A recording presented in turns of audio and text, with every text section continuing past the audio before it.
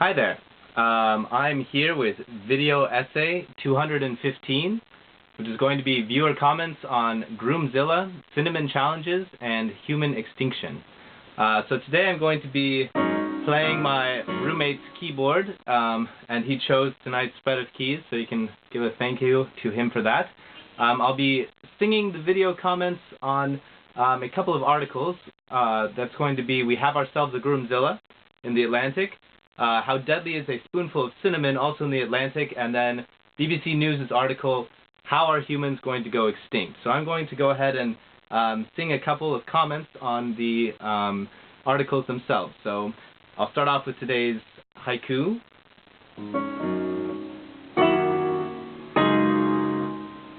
Comments on the net sometimes shed light upon subjects, but often they don't. Alright, let's go ahead and launch right into the comments here. So starting with, We Have Ourselves a Groomzilla. What a tool! And while there's something just a little bit gross from that's a lot of money that could have gone to charity, is there? What's the difference between donating 9 million to charity and consuming 9 million in goods and services? The country needs more economic activity right now, more than it needs charity. And commenting on that, I mean nothing against charity, but my mind went here as well. At least the money isn't sitting in his massive bank account anymore. It's with the people who make Victorian whimsy artifacts and landscapers and hotel banquet staff. I don't normally believe in trickle-down economics because billionaires don't tend to spend their money like this. And so here in Sean Parker is a groom who is playing the cultural role of the bride. No, he's just an obscenely rich guy throwing a self-indulgent, ostentatious party. There is absolutely nothing of any more cultural significance than that many women like to talk about celebrity weddings. And they continue. The bridezilla phenomenon is not about lavish weddings. It's about women whose behavior becomes outrageously rude and self-centered while planning their weddings. Absolutely, the most egregious bridezillas are the ones that insist their friends lose weight and hurl abuse at vendors when things look like they might go wrong weeks before the wedding day. None of that has anything to do with the money spent. Is he finally marrying that girl he was with in the social network? Maybe. This was done intentionally. Whoosh! The sound of irony flying over your head. Who are the zillas concerned in the article? The author and presumably her editors. Sean Parker's fiancée's names wasn't even mentioned until the second to last paragraph, and as a BTW. Her name is Alexandra Lenas, in case anyone's interested. What's the fixation with charity at the beginning of the article? Just because someone's spending large quantities of money doesn't automatically mean he should be giving it to charity. In any event, the truth is that Mr. Parker's a rich guy who probably wants to throw a rockin' party. Does this make him a bridezilla? Nope. It just makes him some dude who wants to have a nice wedding and has the means to make it rather lavish. Is there even a mention of the bride in this article? For all we know, Mr. Parker may be the chill one in comparison. Sean Parker, the billionaire who helped found Napster, and not a trace of neckbeard. Pretender, I call you out. Ooh, you gotta have neckbeard. Zuckerberg is my hero. Fight the bridezilla and the wedding industrial complex. Enjoy life, not stuff. The bridezilla phenomenon is just as repulsive in men as it is in women.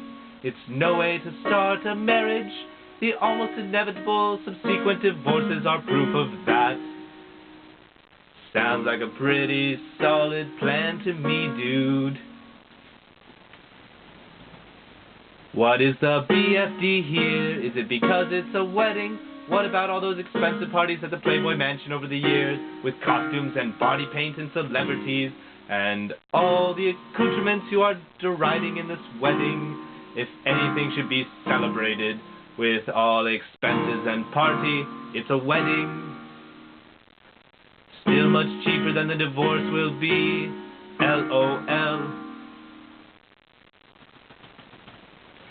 Hey, that money isn't disappearing down the drain hole. There are gonna be a lot of happy florists, caterers, and dressmakers. After this whole thing is done, let people who can fulfill this happy fantasy do so. It's not harming anyone except the Grinches. P.S. Did a quick Google search, and it looks like Sean Parker not only donates money, he actively does fundraising for worthwhile charities. He'd raised a lot more money than I've ever been able to raise for a cause. Looks like you're doing your bit for charity to Megan Garber. I just hope you treat yourself once in a while too. Balance in all things, smiley face. Some people just have more to balance than others. This is not a victory for gender equality, alas. This kind of spectacle happens all the time when Arab princes marry, especially the first wives. It's kind of a racist ending to that one. We're going to move on to the second article, which is How Deadly is a Spoonful of Cinnamon? Here we go. I bet most people don't realize that cinnamon is essentially ground up tree bark. Darwin wins again. I quickly realized the trick was that the cinnamon get wet on your tongue before attempting to swallow, breathe it. I did it easy. Everyone that failed to understand that is an idiot. And that Darwin thing again. I almost choked on the pointless sarcasm. Wait a minute, so the problem isn't that any compounds in cinnamon can damage you. It's just that eating a spoonful of any very fine powder runs the risk of that powder entering your lungs. Yup, they could have reworded your comment and made that the entire article. Idiots, we can do with less of them. Ooh, I feel cheated by the headline.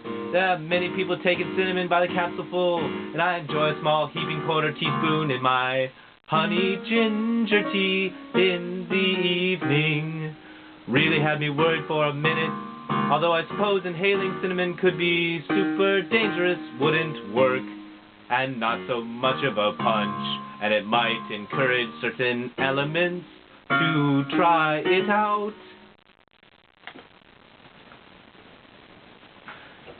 There is 3 types of people. One who is told not to pee on the electric fence and doesn't. Another who sees someone pee on it and doesn't. And the third who just has to pee on the electric fence after being told and seeing someone else do it. Cinnamon is a beautiful tree. It grows on the southeast coast of India, and no doubt on other spice islands, south and east, like Ceylon and Sumatra. Cinnamon sticks are wonderful to chew. I steal one from the kitchen once in a while and chew it reflectively. I suppose cinnamon powder is used in some sweets, but it is not in common use in Indian cuisine. It requires a lot of mindless inventiveness to powder cinnamon and eat it by the spoonful. Anyone who wants to prove his manliness is welcome to swallow a spoonful of chili powder. Makes sense, actually, when you think about it. And now, finally, for the last article, which is going to be the How Are Humans Going to Go Extinct by the BBC News. Here we go. We can't outrun natural controls forever. That's no matter how unnaturally we proceed. how we might avoid snapping these elastic bands should be at the forefront of all scientific and philosophical endeavor. It seems established academia is now waking up to this, but zealous scientists, greedy corporations, and good old Joe Public will harder to rouse. Every mammal on this planet instinctively develops a natural equilibrium with the surrounding environment, but you humans do not. Instead you multiply and multiply until every resource is consumed. The only way for you to survive is to spread to another area. There is another organism on this planet that follows the same pattern. A virus. Humans are a plague. Quote from Agent Smith, The Matrix. Wow, another example of cutting-edge study. The pace of scientific advance is amazing, and I think that it's true to say that even amongst the scientific community, it is almost impossible to predict where this might lead. However, the cleverness of the scientific community is more than matched by the stupidity and greed of the political classes. And this is where the real danger lies. These risks will escalate with scientific progress. A fair appraisal of the risks from different fields. For those interested, I saw some details on the synthetics biology at this blog, www.mikesavetta.com. But you have to dig about a bit, as in the opening remarks though, because many of the threats are unintended. They can be very hard to predict when research is aggressively zeroed in on the pursuit of intended benefits. We seem to presume that humans are the final goal of evolution, whereas we are just a stepping stone in the evolutionary process. I have visions of bionic Superman viewing March of Progress with us 2/3 of the way along, whilst his children dig up fossils of carrier bags. Life always thrives, few species do. Science fiction regularly becomes science fact. Try reading Existence by David Brin. Sorry, that got a little bit drum beated there. Let me try to... Nope. 1 second.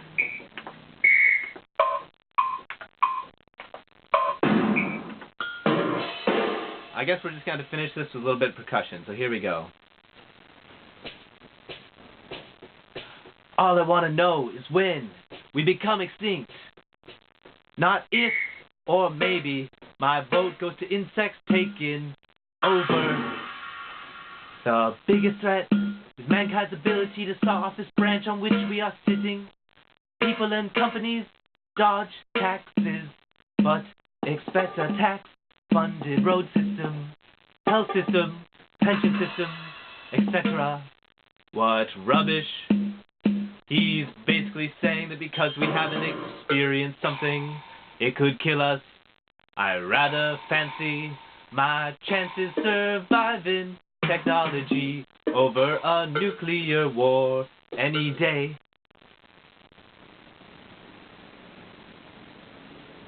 Here we go. Please stop quoting Agent Smith.